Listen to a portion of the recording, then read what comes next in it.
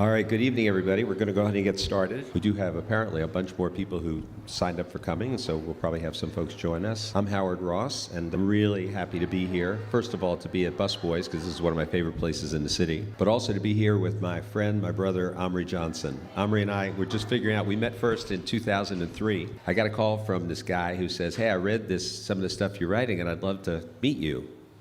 He says he lives in Atlanta. I said, oh, that's too bad. I'm going down to Tennessee couple weeks, and that's 250 miles away. He said, I'll be there. And I remember saying to my wife, Leslie, I said, man, something about this guy. This is a person who clearly makes stuff happen. And we got a chance to work together for several years, and since then have just been friends as Amri has gone on and established himself in the field of global diversity and inclusion, working in pharmaceutical industry, and now lives in Basel, Switzerland. So we don't get to see each other much in person, so we've been catching up. So I just want to welcome you all, and really excited to talk about Amri's new book, Reconstructing Inclusion, which for me is just a really insightful look at the field, and particularly a look at how do we develop practical solutions, things that actually make a difference, rather than just make us feel good as practitioners. And I think that's a critical issue right now in the field of diversity and inclusion, that we're really looking at what creates results. Amri, welcome. Glad to see you here, man.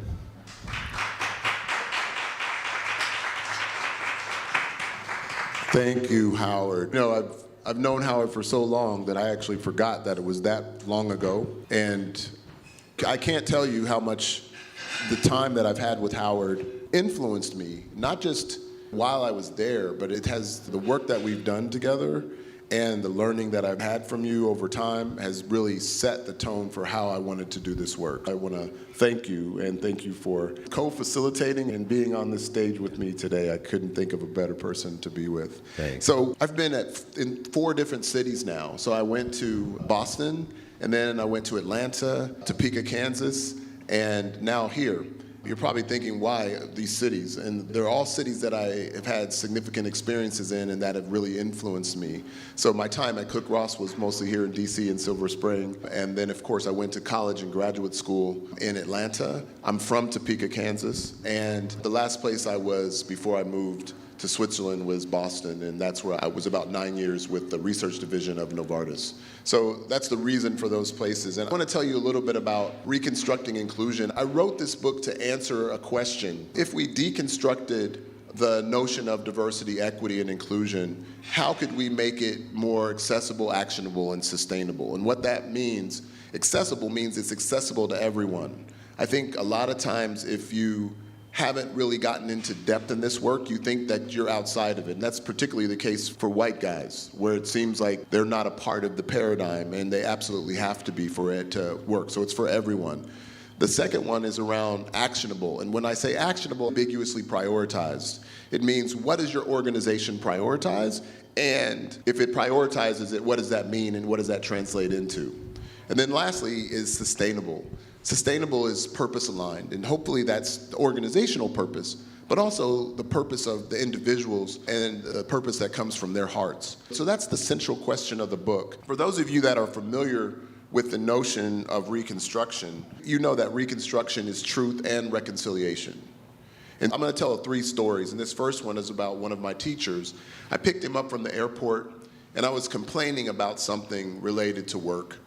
And we drove about 30, 40 minutes, and he said, it's really hard for people to be honest. And in my head, I was like, yeah, exactly. Now, this is one of my spiritual teachers.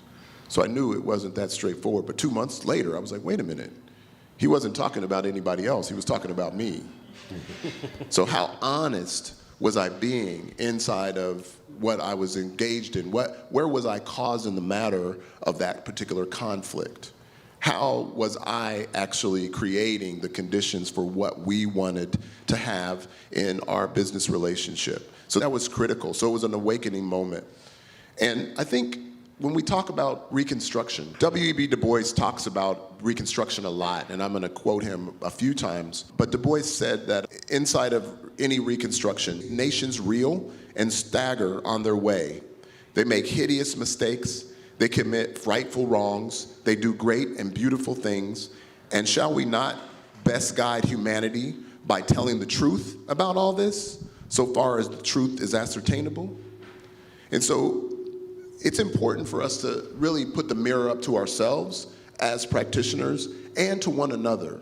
And at times, I haven't felt like we've done that adequately. And another reason why I wrote the book was to put that mirror up to myself and then hopefully have those dialogues with my fellow practitioners. So I'm from Topeka, Kansas. My family and my cousin is here with me, who probably could tell this story much better than me. But in 1921, there was the race massacre in Tulsa, Oklahoma. So my family is from Oklahoma, from Boley, which is about an hour south of Tulsa. And the race massacre was devastating. And so during that time, my family also had to deal with the vitriol that was coming from people that came back from World War I, mostly white men, and they had a mechanism to protect themselves, but not everybody had the same mechanisms, right? And that's one story. But the other story is Black Tulsa came back, and it's not the conversation that we talk about. We usually talk about the tragedy, okay? So again, W.E.B. Du Bois said, Black Tulsa is a happy city. It has new clothes. It is young and gay and strong. He wrote this in 1926 after a visit. 5 little years ago, fire, blood, and robbery leveled it to the ground. Scars are there, but the city is impudent and noisy. It believes in itself.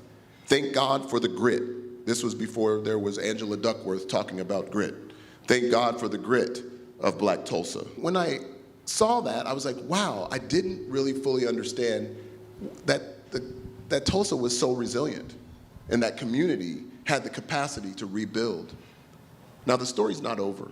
And before I talk about that, what resulted in that, I want to share a little bit about my family. We come from many generations of entrepreneurs on both sides of my family.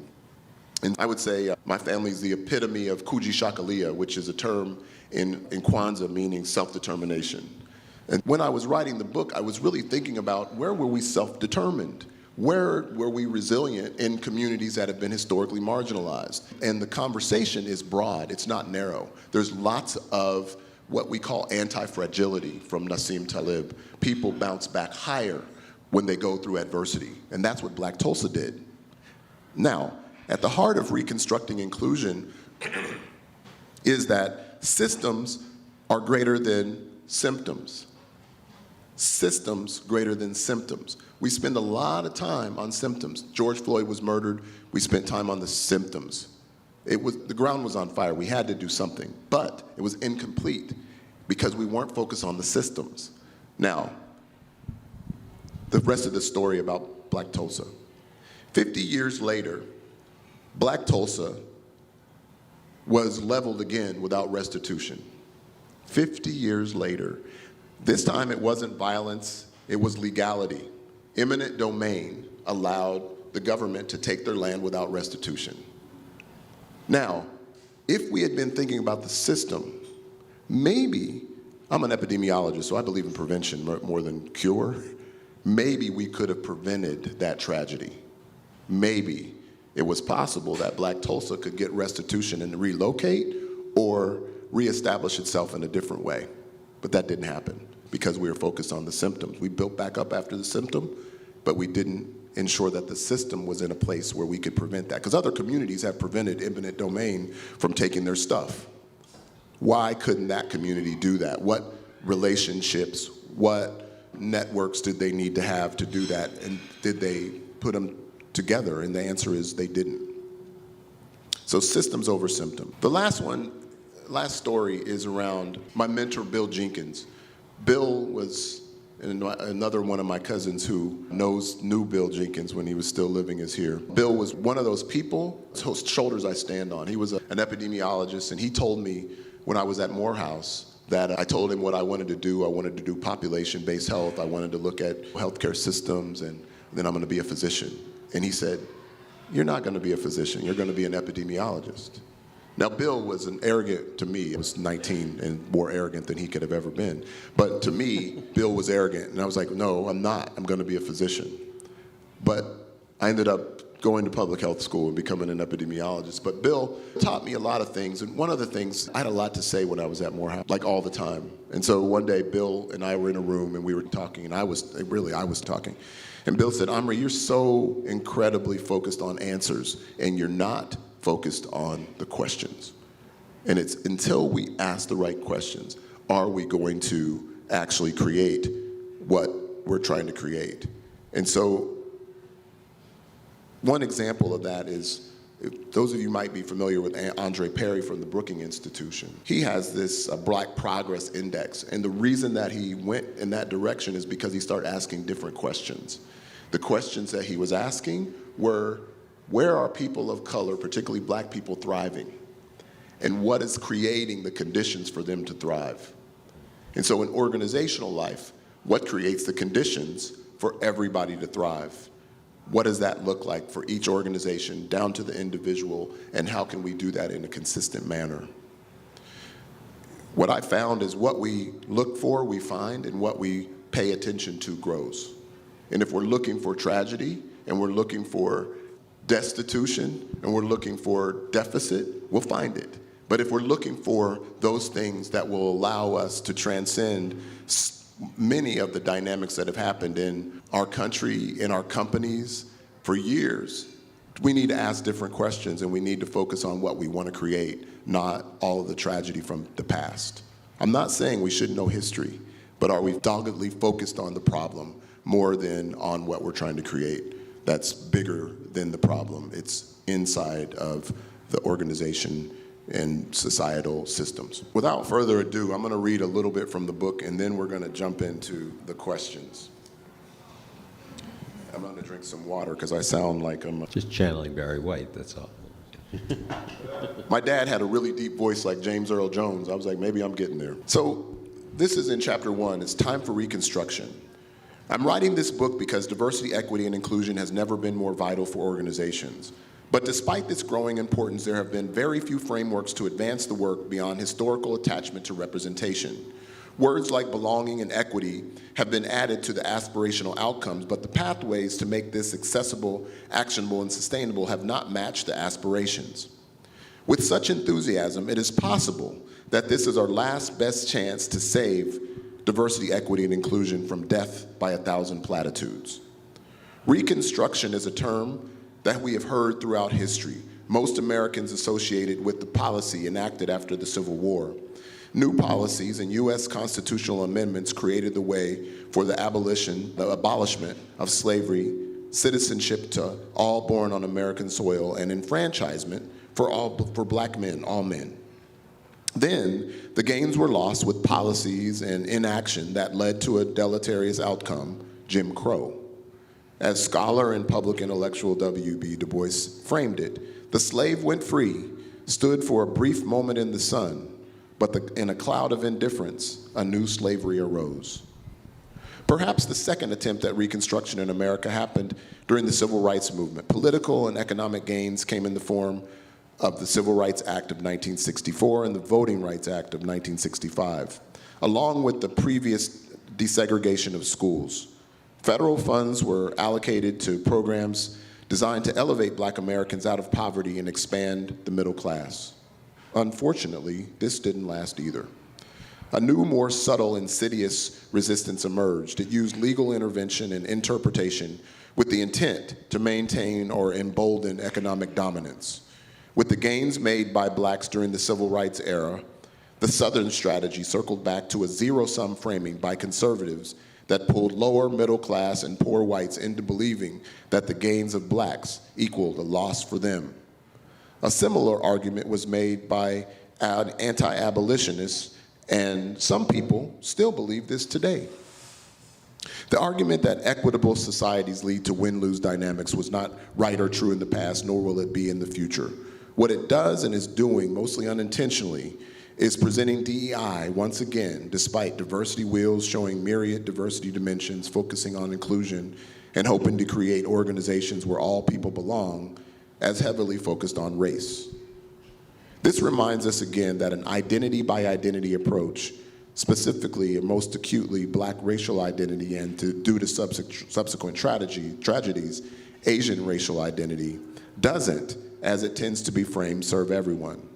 Dismantling racism and racial justice are critically important outcomes that we must work toward. Simultaneously, we must be intentional about whether we are making such conversations and actions related to DEI accessible to everyone. Doing so can accelerate and foster the reconstruction, post-pandemic, global, and urgent that humanity so desperately needs. So with that, I get a chance to ask questions of my mentor and friend and have a dialogue, and hopefully we'll have some time for you all to ask questions as well. Howard, I talked just briefly about reconstructing inclusion is about making DEI accessible for everyone, actionable meaning unambiguously prioritized, and sustainable meaning aligned with purpose. How accessible have the diversity, equity, and inclusion approaches been, especially in the past 2 to 3 years? It's a great question. I have to say, first of all, I'm still hanging on to the first Du Bois quote. So Du Bois is so amazing because it's like anything he said is quotable practically, and how relevant it is to this conversation we're in now, particularly in American society, about whether or not we should even teach about race. And when he says that we can only grow from it if we expose ourselves to it and are willing to acknowledge it. I think it's, first of all, I think that oftentimes when people are talking about diversity and inclusion work, there's this tendency to have this sort of one-size-fits-all mindset, especially where training modalities are concerned. People do studies, does diversity training work? And I always say to people, it's kind of like saying, do you like restaurants? Are you talking about this restaurant? Are you talking about the Greasy Spoon down the street? Or are you talking about Maxime's in Paris? So there's such a broad range, and I think that's one thing that people don't pay enough attention to that gets in the way. It's like you hear about a diverse consultancy, or you hear about a diversity initiative, or a training, or something like that, and it didn't go well, so it gets quickly generalized. But I think that there are two issues, I think historically, that we've had. One is that people, the very point that you made before, that people do not understand systems, and that most people don't think in terms of systems. And our tendency is to think very interpersonally. So the issue is this, we see it. If we look at what's happened with the Me Too movement, we can see that very clearly. We identify people like Harvey Weinstein, he's on trial again, and the other individuals who've been identified, and a whole lot of attention on can we catch the next bad person who did something, but not nearly as much attention on what's the system that allowed somebody like him to do that for 20 plus years, and everybody knew he was doing it, and nobody stopped him.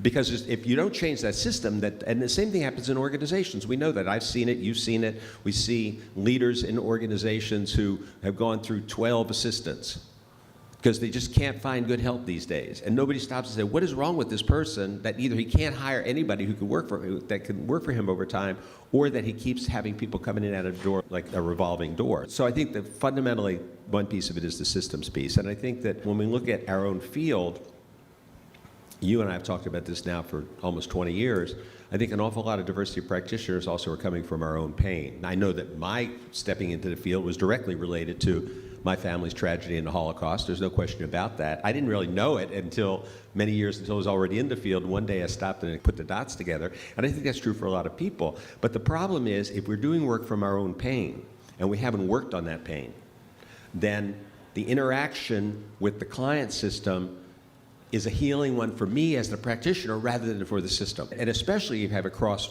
you're dealing with somebody across race. So if I'm a practitioner, let's say a person of color is a practitioner, I'm dealing with a white person in the group, and the white person doesn't get it right away, it occurs for me like I'm being rejected, as opposed to that they don't get it, and then you become part of the system. So what I would get a question back to you is, what are the patterns that you're seeing focusing particularly on accessibility, what are the patterns you're seeing now and that you write about that are particularly challenging relative to accessibility, and what are some of the things that you think we need to do to shift that paradigm?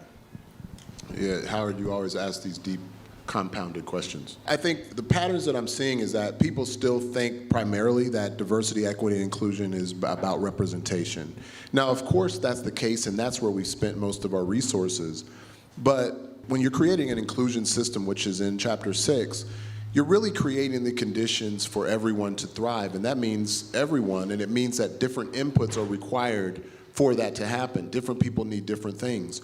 What we're trying to do is say you have unconscious bias. I remember when we were doing unconscious bias training, it was the isms, and then it was unconscious bias. They were all gotcha games. That's right. But they weren't necessarily talking about what's behind that, what's behind the mindset. Are we actually making sense with each other? So the patterns that I'm seeing, and it leads to conversations about toxicity in organizations. Some of it is across race, some of it is not.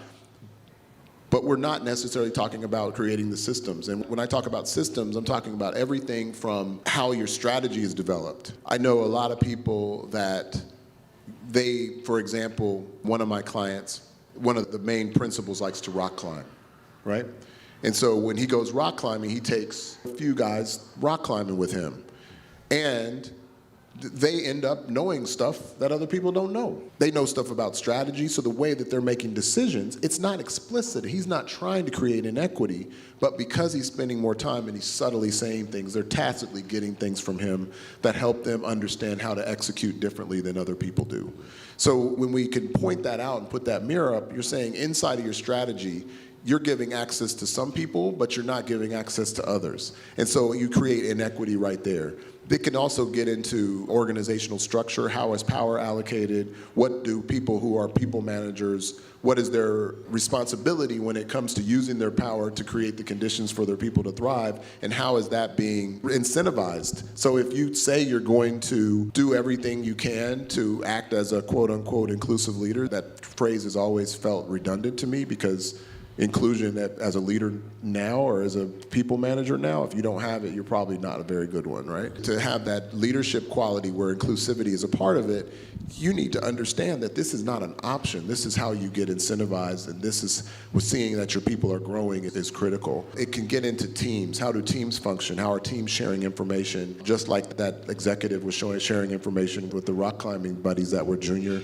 And then all of a sudden, of course, into things like rewards and the people systems, so the candidate experience and the employee experience. So I'm seeing patterns where people are just trying to throw stuff at the symptom, but they're not necessarily thinking about everything behind that. And because they don't, they miss the mark, or they have people like you used to be and like I am now to come in and have to clean it up, versus thinking about what can you do to prevent those things or create the conditions for people to thrive in your organization to be creating more value than just for itself, which is a generative organization. Yeah, I think that's a really good point. And there's something fundamentally human about this. I think that you think about how most people deal with their health, and you can see analogies that I remember years and years ago, my father-in-law from my first marriage went to the doctor because he was feeling really crummy. And the doctor said, "We got to get you in the hospital tomorrow. We're going to do a quintuple bypass surgery." And he's over at the house that night, and he said, "Damn, man, I shouldn't have gone to the doctor." That was his first thought. Now, he went ahead and had the surgery. He lived 20 plus more years because of that. But I do think that we look for the easy solutions. We look for instant pudding rather than being able to deal with the systems, rather than take the systems apart. And it's problematic because what we come up with, the solutions, that just create more problems rather than it really deal with the fundamental cause. Harder. Yeah, I'm very clear about that. And it takes more time, too. It does. And so it calls for patience. Absolutely. Yeah. It takes more time, it takes more patience, and it takes a level of, when I talk about unambiguous prioritization, the work that we do with clients is not instant noodles. I like instant noodles, don't get me wrong, but I only like them to eat. I don't like them when it comes to organizational change because it doesn't work. And so if we're going to get into a dance as a client consultant, we're trying to dance in a way that everybody comes out better than they were when we entered. Even if your organization is already doing well, how are we creating the conditions for that to be the case perpetually? I think about building capabilities inside of an organization is perpetual, almost like infinite. So you're never figuring this out. How much do we continue to learn about this work? You've semi-retired and you're still learning about this work and synthesizing things in ways that we didn't before. So it's the same way in organizations, and it can't be just the consultants and the diversity people that build the capabilities. Everybody has to build these capabilities. And when I talk about systems over symptoms, it's really about everybody building capabilities so this can be sustained. Otherwise, it's nice and people thought they were well entertained. We've probably entertained thousands of people in our careers, but I don't know if it's always made a difference. I actually, that was part of the mirror for me, is how many, just for Cook Ross, How many unconscious bias trainings did I do? Now, I know they were good. They were well designed, and I was just showing up to facilitate them. But I sometimes don't know if they had stay power, because we didn't always do the follow-up work to the extent that we could. And I had a different experience when I was inside, because once I started doing the trainings, and my team started doing the trainings, we had the ability to follow up. We had the ability to do things in teams. Sure. We had the ability to look at the reward systems. So all that stuff allowed us to create more systemic shifts that I think, from what I can see, a lot of it has persisted, but it only was like that because we looked at it systemically from the outset. Yeah, for sure. I love this term, and one of the terms I love best that you use in the book is this term, unambiguous prioritization. And I was wondering if you'd talk about that a little bit and how that plays itself out specifically in the DE&I field. Yeah, when I was writing, I couldn't get my arms around what I meant by actionable. And when I started thinking about it, I was like, you know what? People prioritize stuff that really matters to them. And they do it without trying to make a case for it. This is what we're going to do. This is our priority, full stop. And a lot of companies weren't doing that in the DEI space. And so I started asking people, what's unambiguously prioritized here? And if they would say, oh, we prioritize performance, or we prioritize people developing new skills, or we prioritize something like certain technical acumen, right? We promote people who are really good technically. And so you start having a conversation. It's okay, it's great. You promote people who are good technically, but are they good at managing people? And are you having any conversations about how they can build capabilities there? And if you aren't, you probably aren't, without calling it inclusion, you're probably not prioritizing DEI, right? That's something that I still explore, and I ask clients, what do you prioritize around here and why? And then getting to their why, DEI is important to them, and prioritizing that in a way. And prioritization means budget, it means people, it means giving your folks who aren't necessarily practitioners space to engage.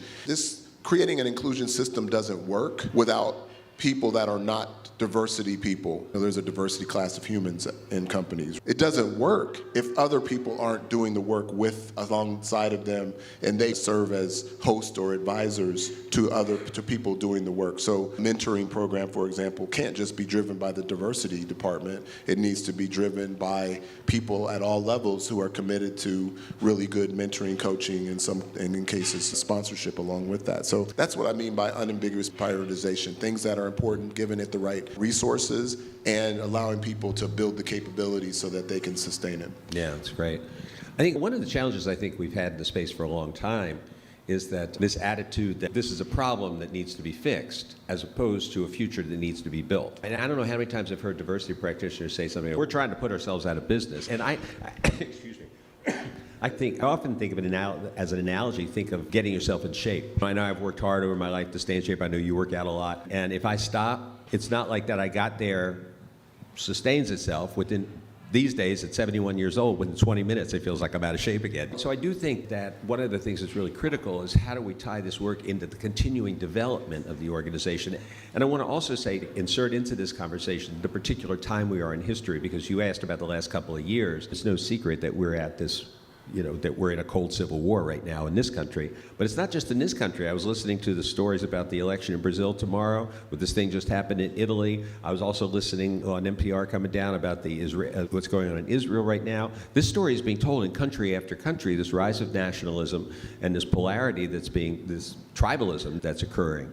So I wonder if you could talk a little bit about how do we use the distinctions from DEI to take what's going on outside and then also look at the development of our organizational cultures and really infuse it into it, rather than have this thing some person called the chief diversity officer sitting down the road, down the hallway is responsible for. Sometimes it occurs that way. Leaders will say, all right, Sandy, this is your job. You go do that. Tell me how it goes. And I'll show up every now and again to give a talk at the beginning of a meeting. But that's not always true, because I know I've worked with some CEOs who are in it all the way. But what do you see as the important ways that this can become more of a body of distinctions that we're ongoingly doing? Because diversity is not, the content may evolve over time. When I was growing up, it was all black. The conversation was almost all black and white in this country relative to race. Now, of course, we have distinctions of various different racial groups, and even within those racial groups. And we know almost nobody was out LGBTQ and out then, and now, of course, that's there. So the content changes,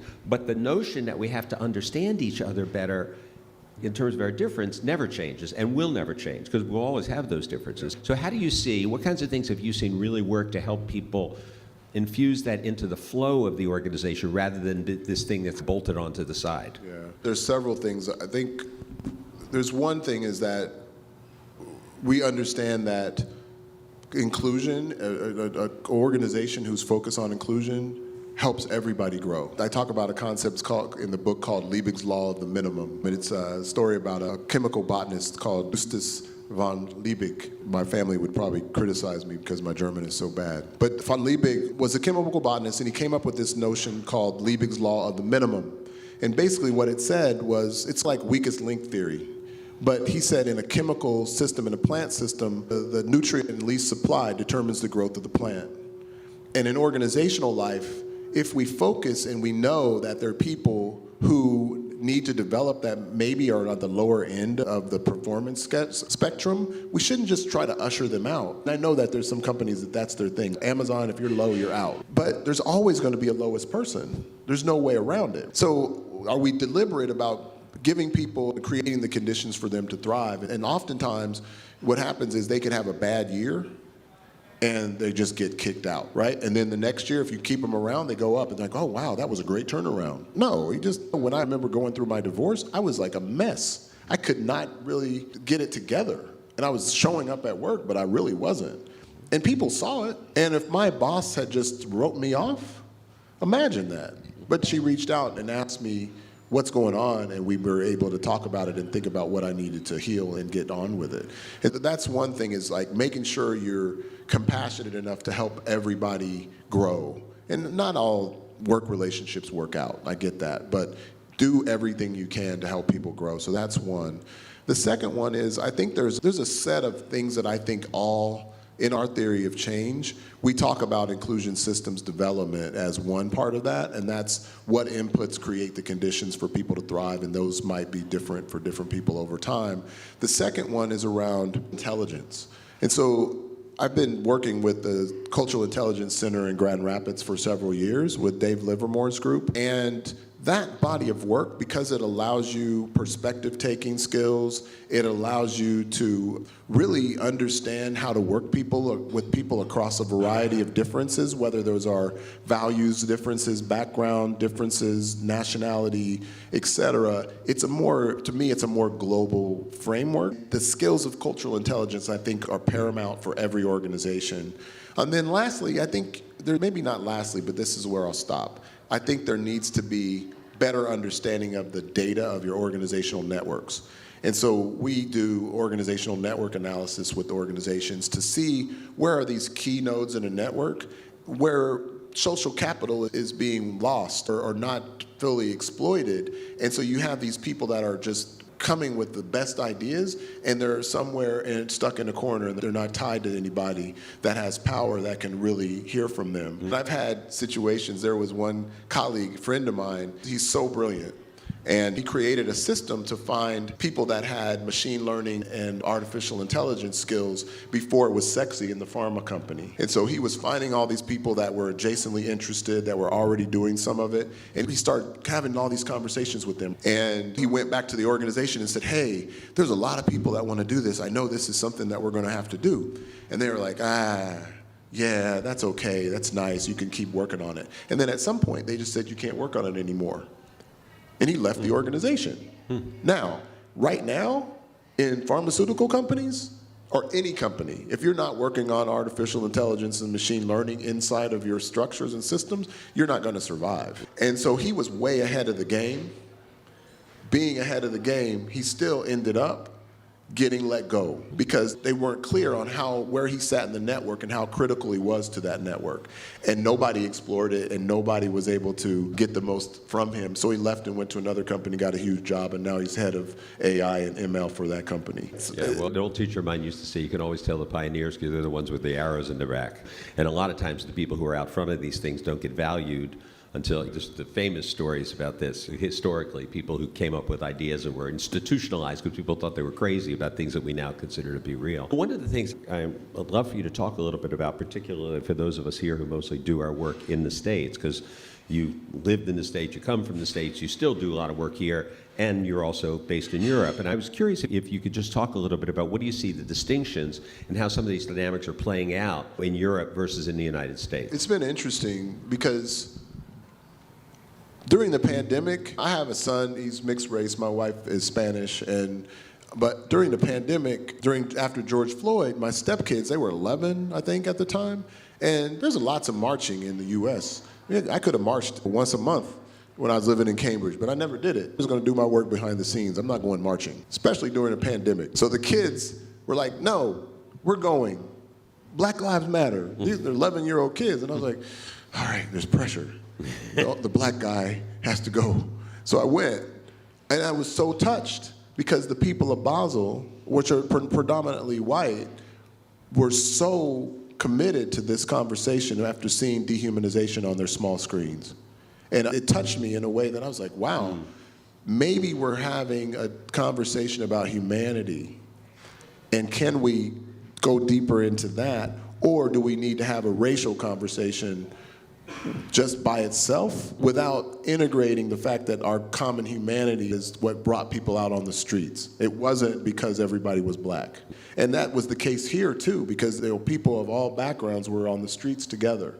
And we had a moment, like a window of opportunity that I think could have allowed for something extraordinary. I don't quite think we've gotten there yet. Now, in Europe, I don't know if you're familiar with Omar Sy. He's an actor, he's French, and he was in a movie called Lupin on Netflix.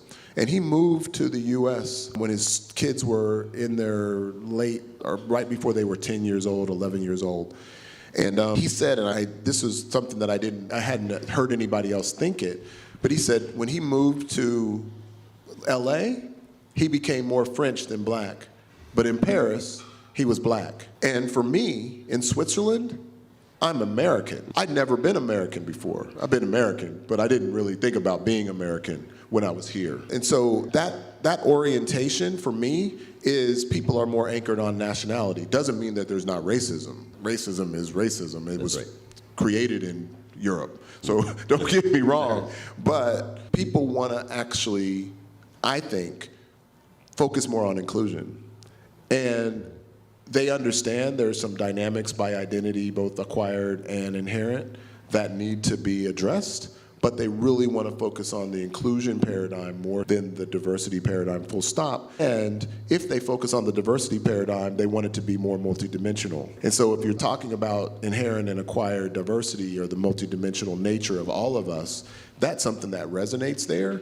And you recognize sometimes where representation is concerned, like my clients in the UK, we still have work to do on representation. And it's not, I don't think it's because of not trying, I think it's because their networks don't allow them to create it. So when we start creating networks for candidate attraction, we're focusing on the total multidimensional dynamic and seeing that we probably have not tapped into people simply because they're not in the referral networks of the people in the company, so we might have to go someplace else. And so in Europe, people want to focus on inclusion. They understand representation is important, whether it's by gender or other dimensions, and believe those two things have to go hand in hand for it to be sustained. That's what I found. Maybe I'm cherry picking my clients, but those are the conversations that I've been having. Yeah, look, I think that's reasonable. I think when we look at the evolution of the work, if we look at the evolution of the work here in the United States, it clearly came out of the civil rights movement. It went into organizations, and having been, I think I did my first diversity session in an organization in 1984, 85, so that's a long time ago now.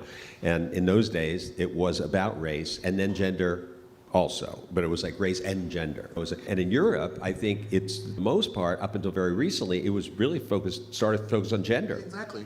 More. And so I think that the centrality of race in the conversation isn't as tight as it is here. At least that's been my experience. Yeah. I have to tell you also, just quickly, when you were talking about your kids, talking to you about Black Lives Matter, I just went back to a memory of when my son, Gabe, who you know, of course, you met, was 13. We went to Israel for him to be bar mitzvah, and I took my 2 older boys at the time and my mom, and we all went. My dad had passed away and left some money for us to do this. So we were on a tour bus, and because I had my mom with me, it was easier, and so we had this tour guide who was Israeli, and one day he's on the bus, and he starts telling Palestinian jokes, which are like Polish jokes. They're diminishing and pretty offensive. And so I'm sitting there in the back of the bus listening to this stuff, and I look, and my kids are on either side of me. They look at me, Mr. Diversity, what are you going to do about this? I'm on vacation. I had that moment, and I was in the middle of writing my book. So then I had to do something. Exactly. Sometimes our kids hold us true. Oh, my God. My teenage girl in particular, she keeps me on my toes. One thing I wanted to bring up, because you all don't, a lot of you here know Howard, but Howard's been in this game for a long time.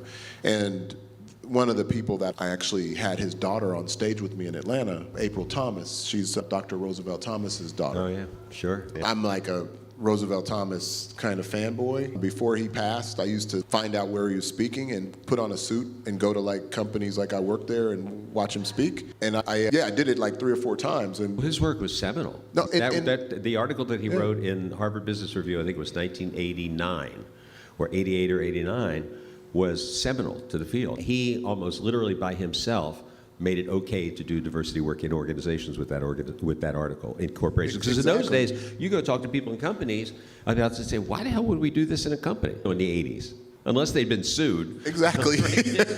And he worked and did some of that as well. But he was such a pioneer, and his work is more relevant to me today than it was when I first read it 15 years ago. And I'm just like, why?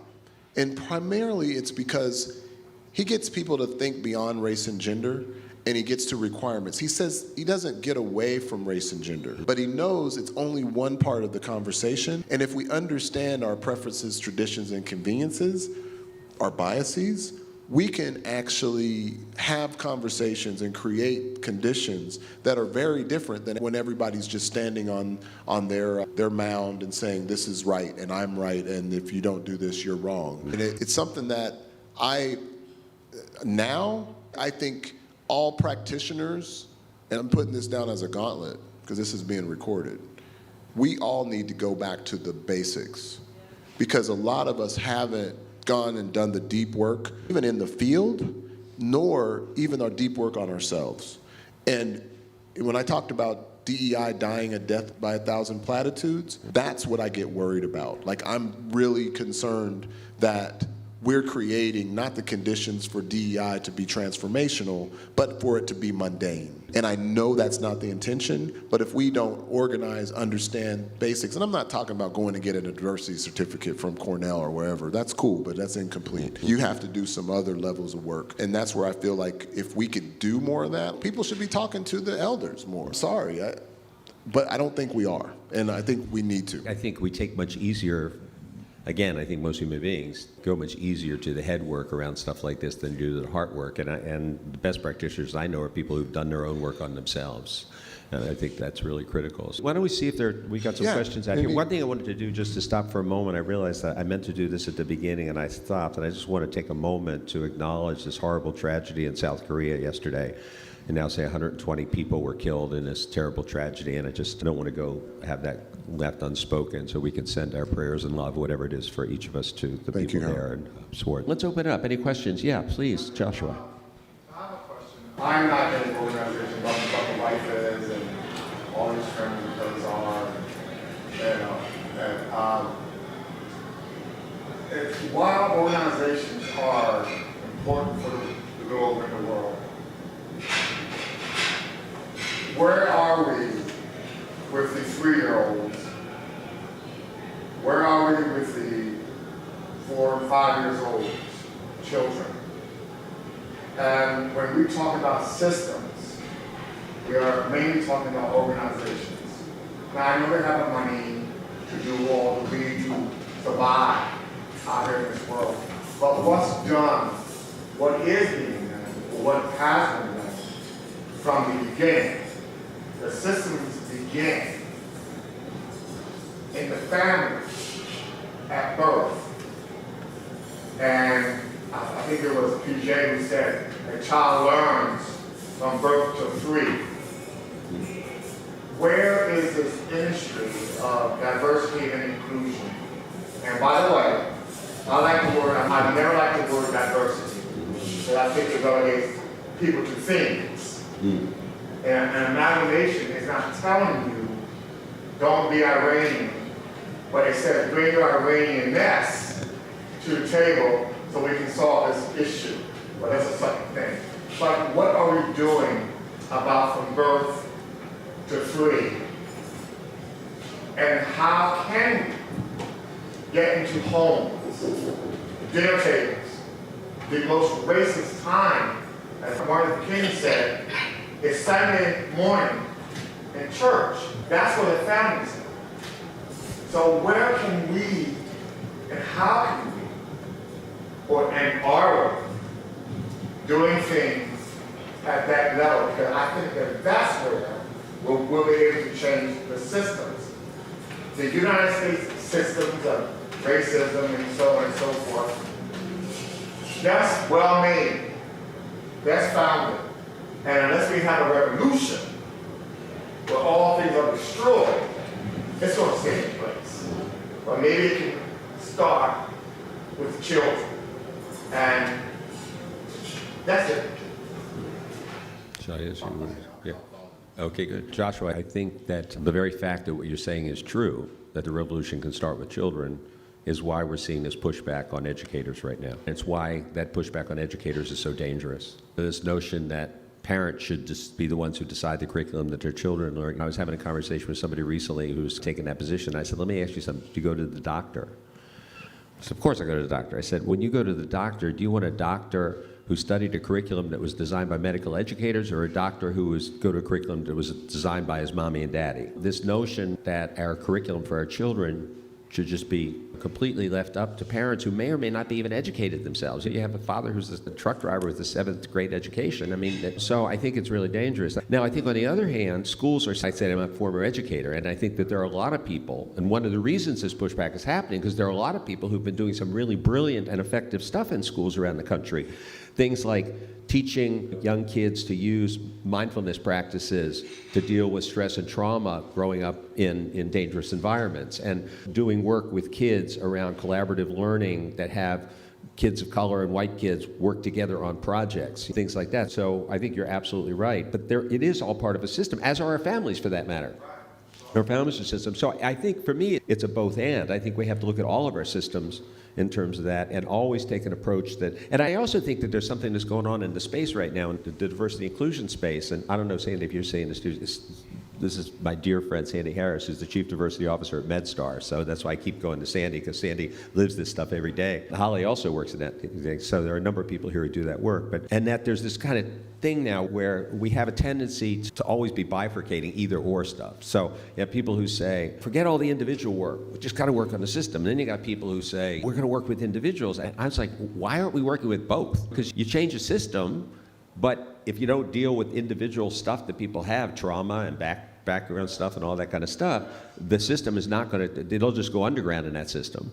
But if you only work with individuals, you don't change the system, most people will, it's a little bit, one of my mentors used to say, it's like pushing a cushion. As soon as you let go, it'll pop right back because the system wants to sustain itself. So it's really a both and, that's my feeling. I think you said most of it. Schools are systems, and the reason that I've focused on organizations, because most people work for an organization, whether it's a small one or a large one.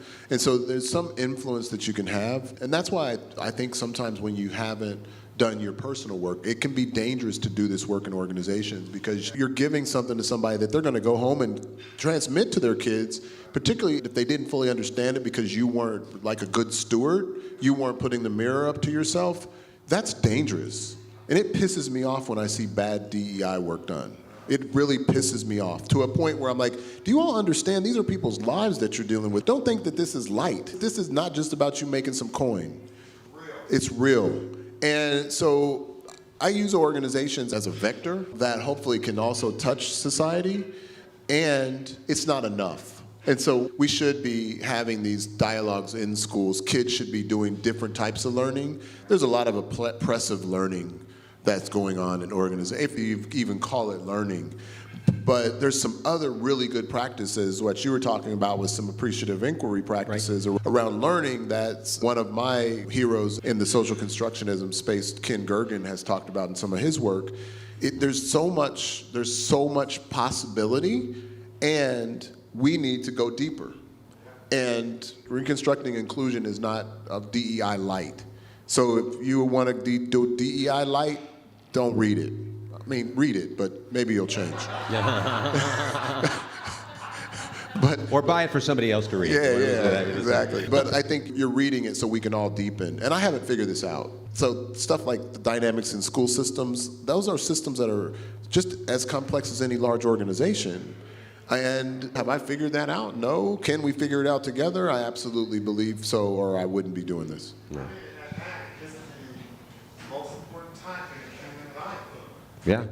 I have a 3-year-old, so get it. Yeah, I get it. I see how much he soaks up in between the 4 languages spoken in our house. Yeah, the other, Josh, I started my career out of college. My first 12 years out of college was teaching 2 through 12-year-old children. I ran a school, and I was amazed at how, if you translate appropriately, if you break things down into a language that kids understand, how quickly they can get these concepts, because they don't have all the years of layering that we have to prevent it. And I think one of the, yeah, that's right. And one of the challenges I think that we've got in the space right now is because people are so deeply wounded and in a lot of cases traumatized, I'm talking about the practitioners now, which is understandable given what everybody's been dealing with. People are saying things more because it makes them feel good. I was listening to a radio interview with Dr. Ibram X. Kendi from Boston University, the brilliant scholar from Boston University. He wrote a book called How to Be an Anti-Racist, that's his, and another one called Stamped from the Beginning, really worthwhile books to read. And he said something which is, for me, like went bang. He said, the power of a transformational idea doesn't live in how it makes you feel when you say it. It lives in whether or not it creates change. And I think that often we get caught up in taking approaches because we think they're cool or because we get to say what we've been, and particularly now a lot of people are doing that. I've been holding back for all these years. I'm not going to hold back anymore. I'm going to say what I want to say without thinking what's going to be the impact of that statement on our purpose here, which is to create sustainable change. So I wanted to come back to a second point, that one of the second key concepts that you have there, which is sustainability. And when you talk about sustainability, maybe you could talk a little bit about what you mean by that and what are some of the key drivers of that. And thanks for the questions, Josh. Yeah, one of the things I really appreciate you giving me that quote with Kendi, because I've sometimes had challenges with the anti-racist because it hasn't been about really creating the change. It's been about people feeling a certain way and perpetuating that feeling without thinking about the downstream consequences. And it's interesting because he doesn't say that. I like, know, you read but his that's, writing, but that's yeah, what, but that's what happens. what happens. It's like when I started doing the unconscious bias work, and the whole thing we learned about the unconscious bias work was that most people did not know what they're doing. Now, what that means is that if you attack people for doing something that they don't know what they're doing, all you're going to get is defensiveness. So people got it and started to get popular, so everybody was starting to do the work. So then I start hearing about people going into doing the work, they're saying, the way they're using it is, you may not be biased, but you're unconsciously biased, which completely violates the spirit of what we're trying to do. They haven't stopped. They didn't read Everyday Bias and figure it out. That's right. It reminds me of somebody, I once saw a National Geographic guy talking about how he was in some indigenous tribe and he had 2 cigarette lighters and he flipped one of the cigarette lighters and the chief saw it. He thought it was magic, and he had 2 of them in his hand, so he gave them to the chief, and the chief takes these 2 lighters, he sits them, he starts rubbing them together. Because in his tribe, that's how you made fire, was by rubbing sticks together. And so we take new information and we shove it into the old paradigm, and then we wonder why it doesn't work. So what do you mean by sustainability, and what are the real drivers to it? So what I primarily mean by sustainability is that it's aligned with organizational purpose. So there's an author out of the London School of Business, Alex Edmonds. Alex wrote a book called Grow the Pie. And Grow the Pie is basically about how businesses can create value through social good. It doesn't mean that you make less because you do social good. It means that actually when you do social good, your business does better. And so when I start talking about purpose, if your organizational purpose is not just about profit, which I think at this point in the world, if your organization is just about making money full stop, you're probably doing harm somewhere. So when I say purpose, it's beyond profit. It is in alignment with the hearts of the people, what they bring to the organization as their purpose and their values. And it's about creating a really extraordinary value to society. And so that's what I mean by purpose aligned. And that's what I mean by sustainability. And so obviously something like the environment is a part of that, but it's not just limited to that. Sometimes it's about looking, when we talk about equity, I don't think we talk about equity as robustly as we can, right? Equity is mostly upstream. We put equity in the D&I conversation. I remember when I was like, whoa, wait a minute, I need to start using DEI. A few years ago, I was like, wait a minute, I feel antiquated. But I'd always talked about equity because I was in public health, so health equity was always on my mind. And so when I saw it, I was like, well, how are you thinking about equity? The equity conversation has been going on a long time. What are you doing to create conditions for people to thrive upstream rather than just focusing on what's instream, which is usually a symptom, not a system. So the systems are upstream. The symptoms are usually instream or downstream, but the sequela from them are. So how can we purposefully think about what we can do upstream to create the conditions for people that we might never work in our organization? They might never buy one of our products. But because we created that value, we know socially that's going to be a benefit to us indirectly, and the people in the communities that work for us and where we do business, they'll see that, and it adds a value and a belief that, wow, this is a place that cares about something more than just itself. And I think most people, the majority of people, can get behind that idea. Yeah, and look, we know if you look at almost any field of endeavor, there's years and reams of study that show that when people are working towards a goal, when they're building something together, they go far, they're more inspired, and they're more satisfied. When you're working to fix something, in fact, when I was doing the brain research for the books, one of the things I found was that this study that showed that when you think people are trying to fix you, it actually triggers activity in the dorsal posterior insula of the brain, which is part of the brain associated with physical pain, which is why any of us who've tried to fix our spouse knows how well that works. Or in some cases, our ex-spouse, because of that reason. So any other questions? Let's see. Yeah, please. So you were speaking just now about these dynamics that arise as people are sort of operating from this sort of paradigm of conquest, where we use the language of whatever it is when we talk about diversity or inclusion or equity or justice, where sometimes in the field we can see people who align with that paradigm of conquest, whether you represent Amri from the anti-racism point of view. And I raise it because I stuck a peek into your book and I read you talking about power and the analysis of power within the dynamics of the things that you discussed. So with that analysis of power and how power coheres and is used and how we use it as practitioners, I just want to invite you to embellish on that a little bit and whatever, riff on that in whatever way you might want to go when you think about power and the use of power. I mean, you can't address any complex adaptive system or any organization without talking about power, right? So power is always present. It's that what gets rewarded for how you use your power, and is your power being used as a helping force or is it as being used to control?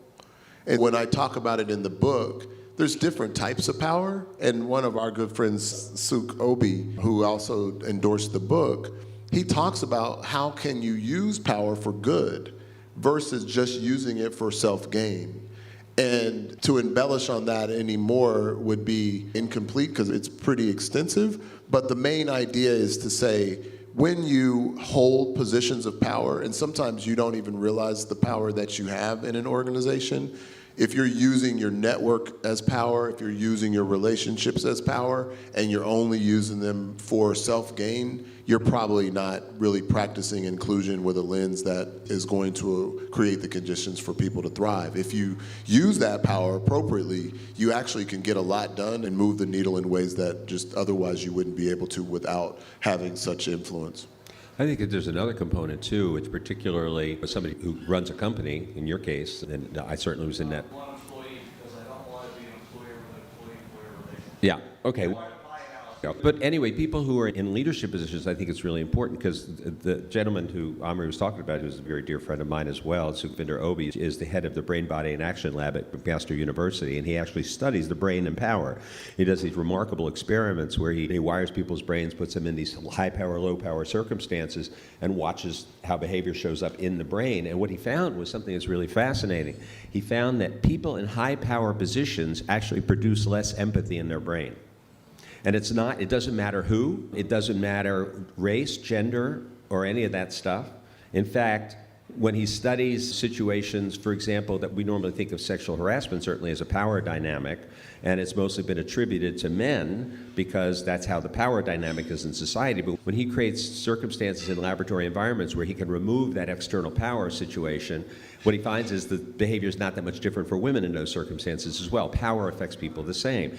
And the reason that he postulates is because when you're in a low power position, think about any of us going into an environment where we're not used to that environment. You go into a job for the first time, or you're working with a boss for the first time or something like that.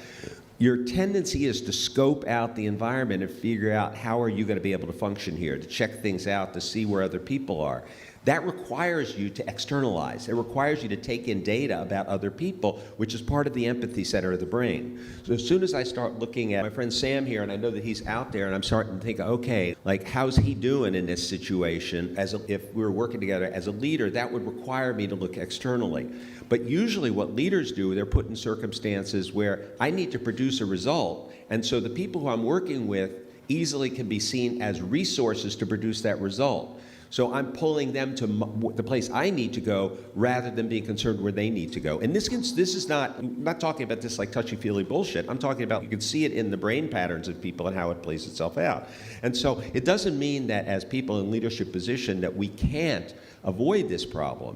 It doesn't mean that we can't mitigate the impact of it, but the only way we can mitigate the impact of it, a little bit like bias, the only way we can mitigate the impact by it is by acknowledging that it's there. When we acknowledge it's there, when we say to ourselves, all right, I'm going to have to be careful to consciously pay attention to the people around me and not just keep my head on the task that I need to get done, then my empathy center will start to kick in more and I'll start to build that capacity. That capacity will emerge. But this is another issue where just the drive and time issue becomes in place. Get it done. It gets in the way of our getting it done. So it's a really good question and a really important one. And of course, there's a whole nother layer of power dynamic in terms of how we're talking about this, which is the inherent power that certain people have, really, that they bring into organizations. Yep. And so even if we've got an organization, let's say Amri and I are working together in an organization, and that organization is doing great stuff, he wakes up in the morning and I wake up in the morning and we hear the news that day.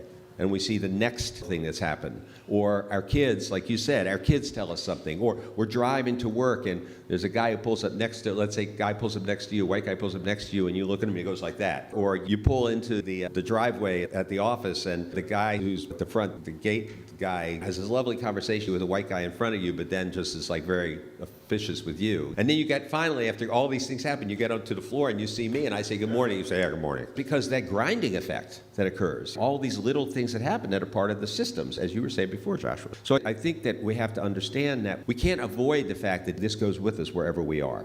We can't avoid the fact that racism, sexism, homophobia, all of these things that we have to deal with as a society, and I'm talking about the systemic aspect of this. I'm not saying everybody's a racist, but I'm saying it lives in the air of our society. That's there, and if we're not dealing with it, it will be dealing with us.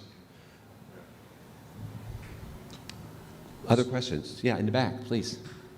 Yes, you. So what do you tell organizational leaders or CEOs of companies when they are extra excited about doing things about DEIA and, in my case, like health disparities, health equity work, and there's only 3% of the people within the organization are of color, and so that extra work gets tasked to those people to do their regular work in addition to all the exciting health equity, health disparities. Do you tell organizational leaders, or do you tell organizational leaders about the unequal strain that it puts on people of color within their organization? I'm trying not to be too blunt. Be blunt. Okay. Usually I tell them to just not do it. Because there's some people from historically marginalized groups and organizations that want to take on this as part of their work. But if they take it on as part of their work, it needs to be clearly designated as part of their work, not extracurricular. So that they're trying to do their research or what have you, and then they're doing this other work on the side, so to speak, and therefore they get penalized for not doing as much of their other work. So if that's the case and they're not creating the space for it, I tell a lot of people of color in companies, don't do it. Just say, no, I'm going to stick to my job. So that's one. The other one is I spend a lot of time with leadership talking through how this applies to them.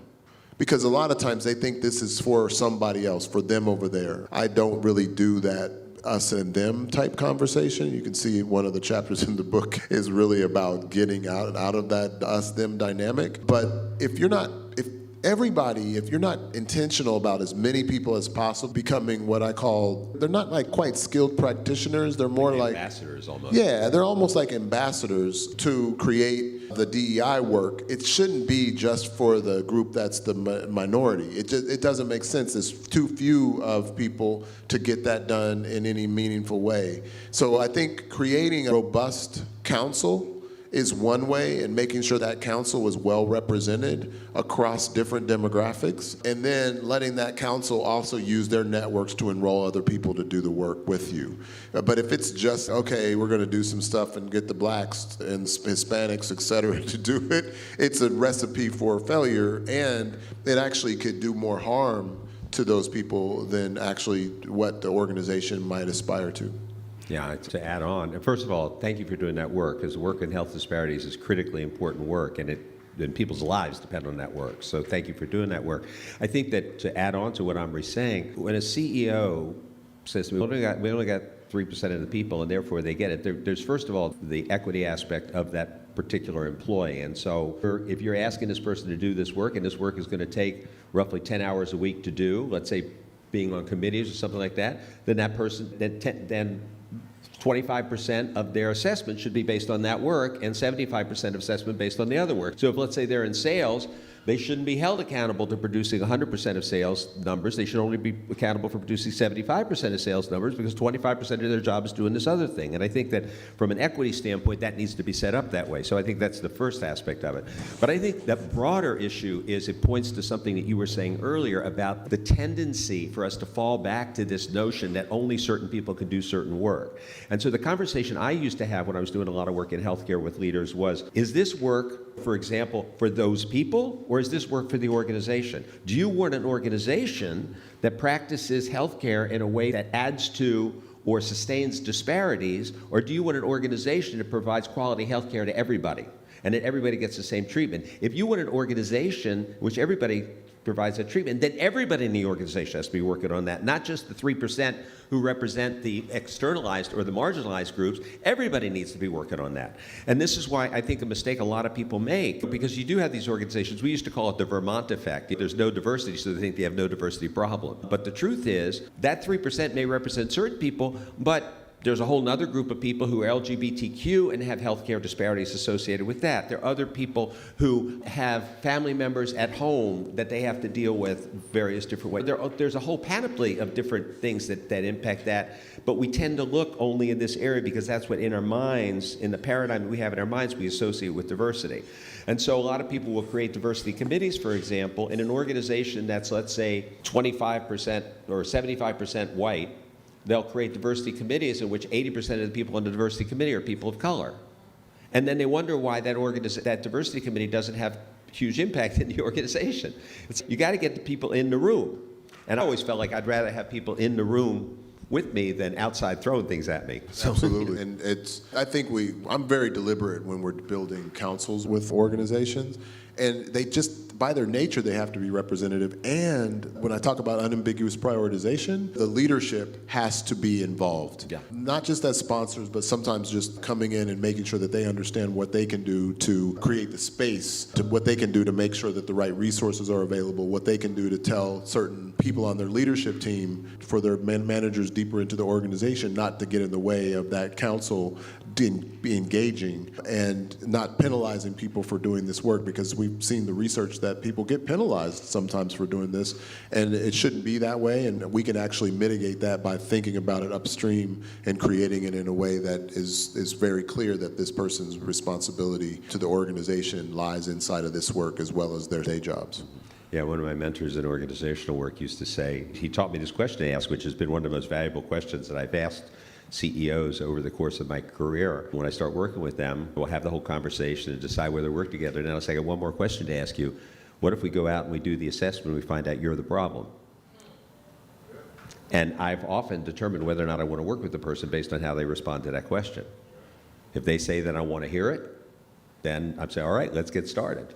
But if they don't, there are people in this room who have experienced it when they don't, and there's almost no hope. If a CEO is not willing to be introspective to some degree, not just the CEO, of course, the leadership team broadly, not willing to be introspective to some degree and realize that their behavior, whether it's intentional or not, and this is really important. I think this is where it can break down sometimes, because a lot of that behavior is unintentional, because they're doing the work that they think that they're to do. They don't realize how they're having this negative impact, and if they're then attacked for that, like treated as if they're doing it on purpose, then they'll shut down.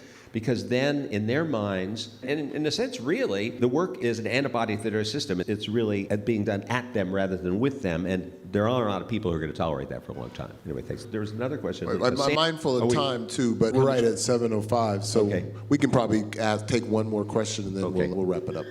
Okay. I was just curious about getting back to the basics, that whole conversation, because now we're seeing in organizations people that have no practitioner experience stepping in. And in some instances, it's okay. It works because you got some folks that figure it out, but it takes a little longer. Talk to me about that, because I think, what does that look like today? And how do we get it to people? Because I'm trying to grow practitioners. I can't say it's uniform, but I do think some of it's really just some basic skills of OD practitioners, organizational development practitioners, and I don't think a lot of DEI practitioners have that foundation. And I think for me, the OD work was probably more of what I was anchored on before I came in, before I even met Howard and Leslie with Cook Ross, is I was looking at organizational dynamics, and that's what I was always turned on by. And so when I learned about the diversity work, I was like, oh, these two things go hand in hand. And so that foundational work around OD, I think, is really critical. I think people need to read broader, like not just read what articles are coming out of HBR, what seems accessible to them that's popular. Robin DiAngelo and Ibram X. Kendi, those are all the books that were popular, but not necessarily scholarship that allows you to deepen your understanding of how to do practice, be a practitioner. I think everybody should read Roosevelt Thomas's work. I think they should start with the Shamming of Diversity article and go from there if they don't want to read something long form. And then I think they need to have some real coaching, mentorship by somebody that's done this for a while. And I know that's hard, and a lot of the younger practitioners will throw stones at me because they're like, oh, why do I need 15 years of experience to do this work? And blah, blah, blah, I know the work. And they know it in their heads because the information is codified. It's out there. You can have access to it. So you can repeat what you've heard from somebody else. But how you synthesize it, how do you deliver it, how do you transfer it to people in a meaningful way that oftentimes is heart to heart, not just head to head, that is a different level of skill. And that's important in addition to that personal work. And I've done personal spiritual work, I've done personal development work, I've done a lot of deeper stuff to help my ability to engage. And that's not something that you just turn on and off. That's something that you have to build into who you are and what you're trying to create in the world. So those are the areas. And when I talk about deepening and going deeper and getting back to the basics, it's OD, seeing and listening to some of the practitioners of old, understanding things beyond your lens, and engaging with people that have been doing this for a while so you can actually see their embodied or lived experience in doing the work.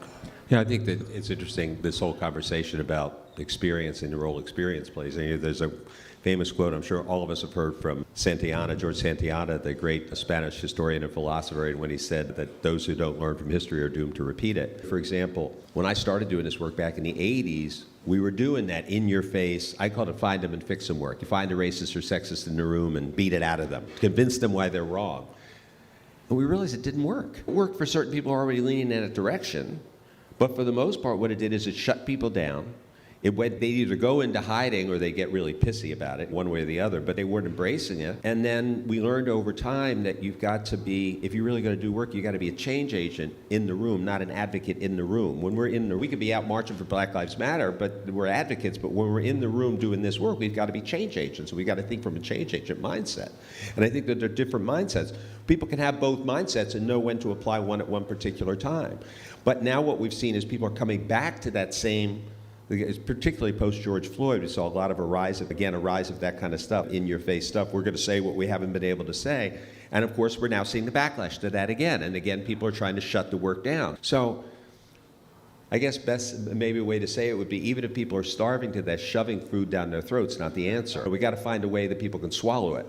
And I think that it's understandable that we can be impatient. Those of us who really care about this work can get impatient with that. But we have to be careful that our impatience doesn't have the same effect that going up to a plant and wanting it to grow faster, so you pull on it, or you pull the roots out and it dies. And I think the same thing is happening to diversity programs all around the country right now, who opened up to some of this like hardcore, in-your-face, bat people over the head work, and now they're paying the cost of that. And unfortunately, we're out of time. So I just have to say how proud I am of you, really,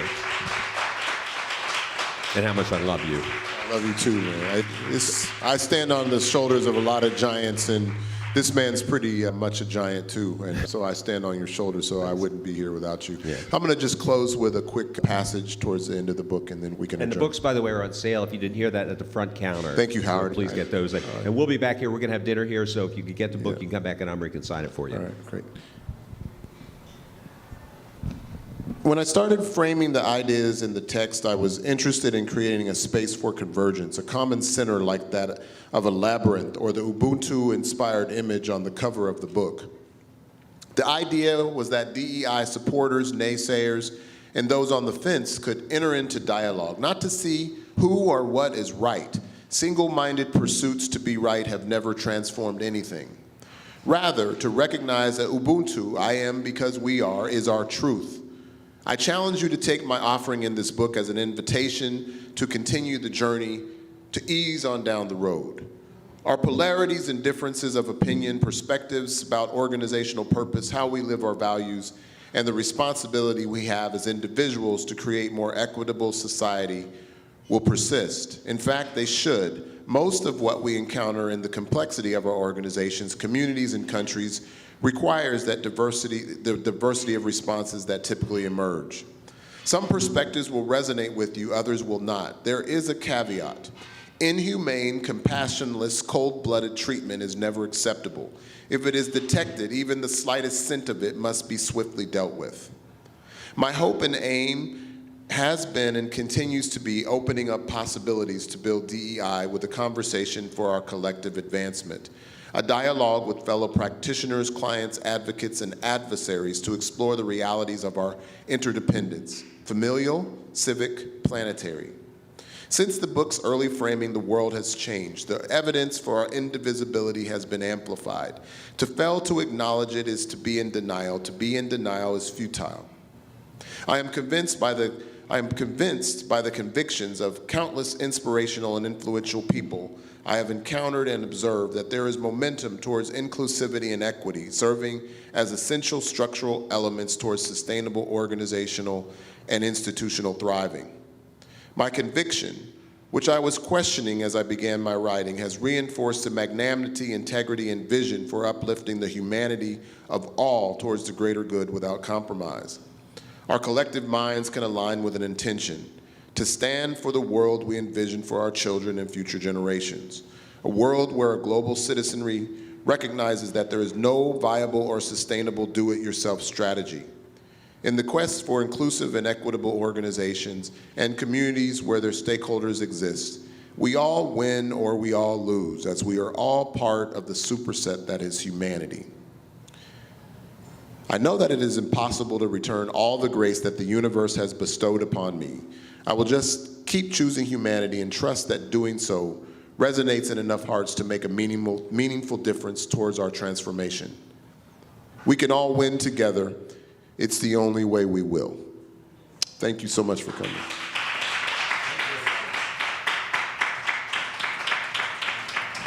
Meaningful difference towards our transformation. We can all win together. It's the only way we will. Thank you so much for coming.